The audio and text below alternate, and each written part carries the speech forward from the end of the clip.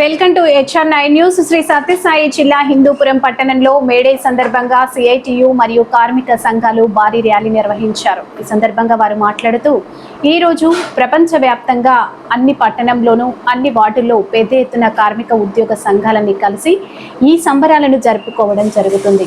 దీనికి సంబంధించిన మేడే అనే సూత్రాన్ని సాధించుకోవడం కోసం 139 సంవత్సరాల క్రితం పెద్ద ఎత్తున వేలాది మంది కార్మికులు పోరాటాలు చేసి 8 గంటల పని విధానాన్ని సాధించుకోవడం జరిగింది. ఆ రకంగా 8 గంటల పని చట్టంను తీసుకురావడం జరిగింది. ఇలాంటి చట్టాన్ని ఈరోజు ప్రధానమంత్రి నరేంద్ర మోడీ ఇప్పుడు 12 గంటల చట్టాన్ని తీసుకురావడం జరిగింది.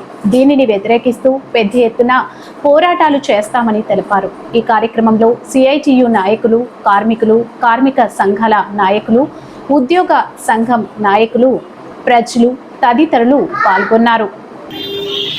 ఈరోజు ప్రపంచవ్యాప్తంగా అన్ని వార్డుల్లోనూ అన్ని పట్టణాల్లోనూ పెద్ద ఎత్తున ఉద్యోగ కార్మిక సంఘాలన్నీ కలిసి ఈ సంబరాలని జరుపుకోవడం జరుగుతుంది. దీనికి సంబంధించినటువంటిది మేడే అనే సూత్రాన్ని సాధించుకోవడం కోసం దాదాపు 139 సంవత్సరాల క్రితం పెద్ద ఎత్తున వేలాది మంది కార్మికులు పోరాటాలు చేసి 8 గంటల పని విధానాన్ని సాధించుకోవడం జరిగింది.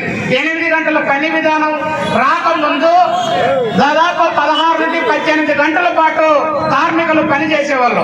ఈ పని చేయలేని స్థితిలో కార్మికులందరూ కూడా తిరగబడి 24 గంటలుంటే రోజులు దాన్ని 3 భాగాలుగా విభజించి 8 గంటలు పని చేస్తాం, 8 గంటలు రెస్ట్ తీసుకుంటాం, 8 గంటలు మా కార్యకలాపాలు నిర్వహించామని చెప్పేసి ఆ రకంగా 8 గంటల చట్టాన్ని తీసుకురావడం జరిగింది. 8 గంటల చట్టం వచ్చిన తర్వాత ఈరోజు ఇక్కడే FMRA అని ఇక్కడ ఉంది.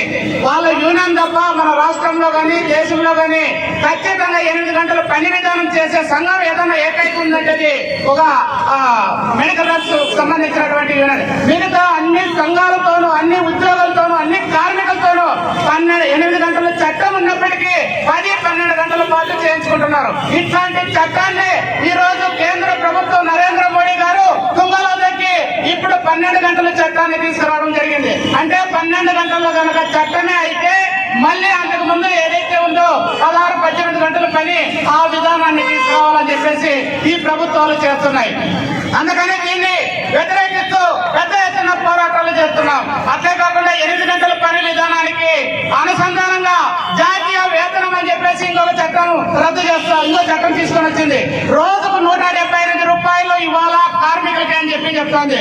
ఈ రోజు పోరాటాలు చేసి 18,000, 20,000, 26,000 రూపాయలు పోరాటాలు చేసి సాధించుకున్నటువంటి చట్టాలని ఈరోజు 178 రూపాయలు జాతీయ వేతనం అంటే నెలకు 4,700, 600 మాత్రమే తీసుకొని బతకండి అని చెప్తోంది కేంద్ర ప్రభుత్వం. ఇది చాలా దుర్మార్గమైనటువంటిది.